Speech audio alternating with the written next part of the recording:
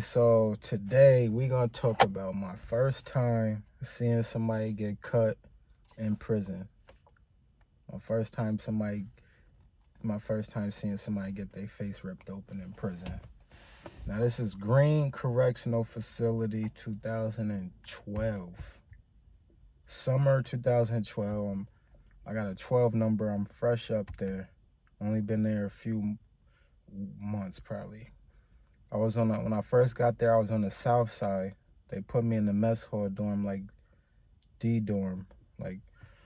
Was there for like 2 weeks, and it was like older people in there, and they didn't really want young people in there, so they packed up like 10 of us, sent us to the north side. They picked like 10 of the youngest dudes in the dorm, sent us to the north side.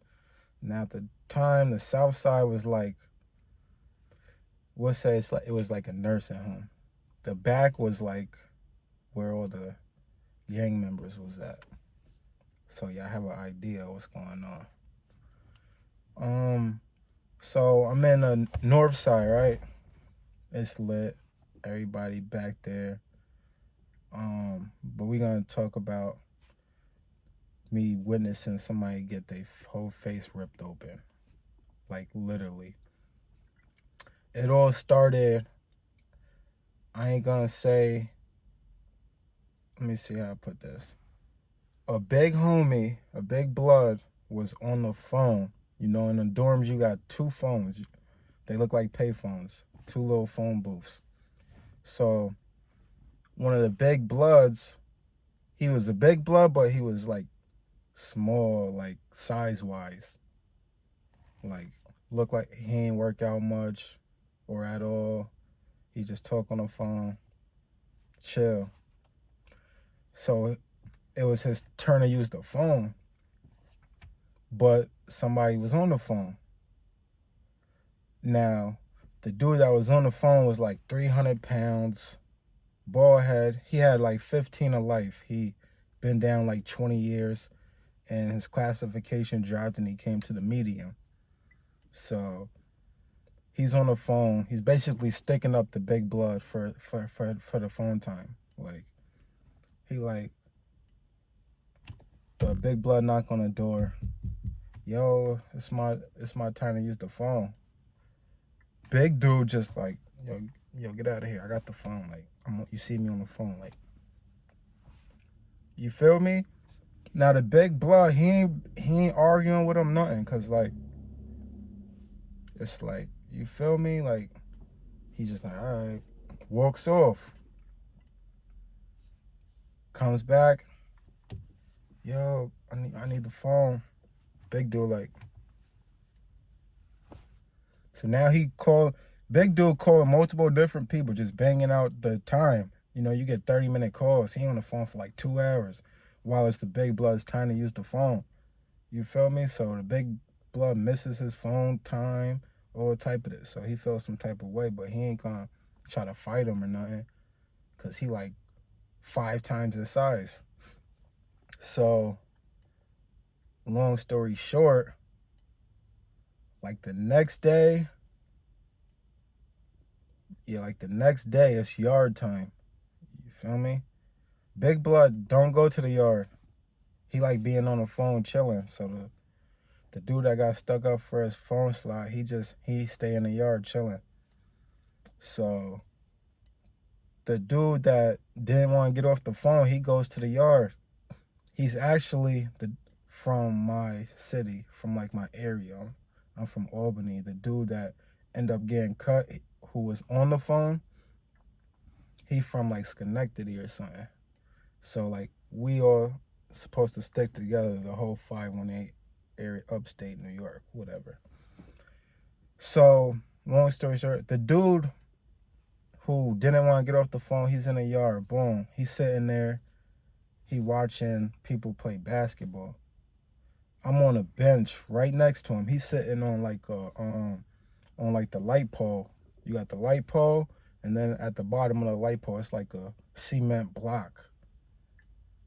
He's sitting on a cement block, like watching the basketball court or whatever. I'm right next to him. He by himself though. I ain't with him. You just see two people walking behind them.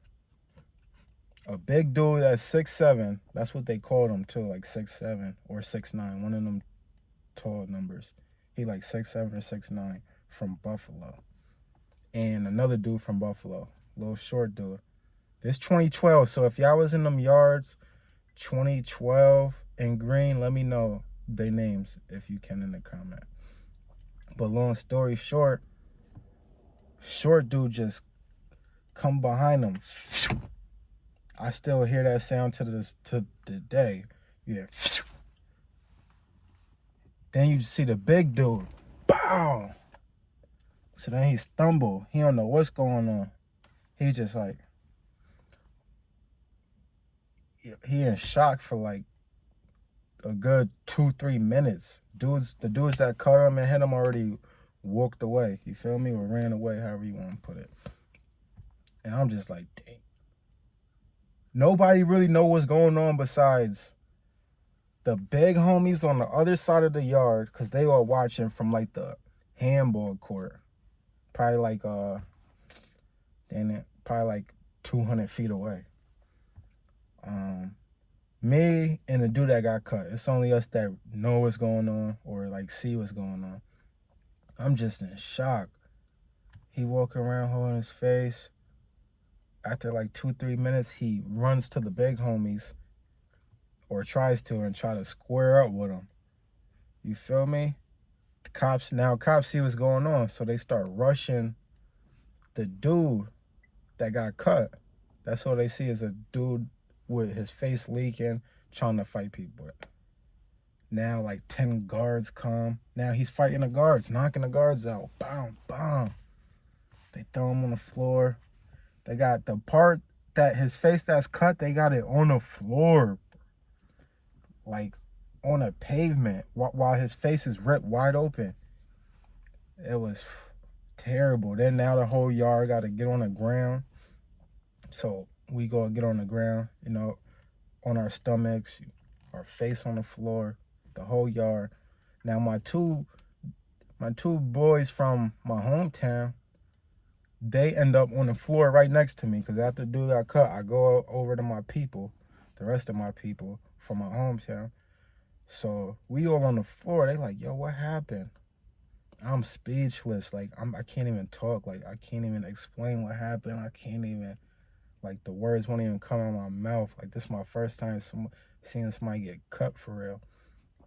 So I'm like, and then I just, like, after like 2 minutes, I think I just tell him. I ain't even sure if I completely tell him, because I'm like, dang. Like, I was still shocked. But TV baller, Rich Boy, TB, Tall Blood, they all get locked up for it. Even though they ain't the ones that cut it, the police pretty much locked up everybody they thought had pull or say so, sent them to the box.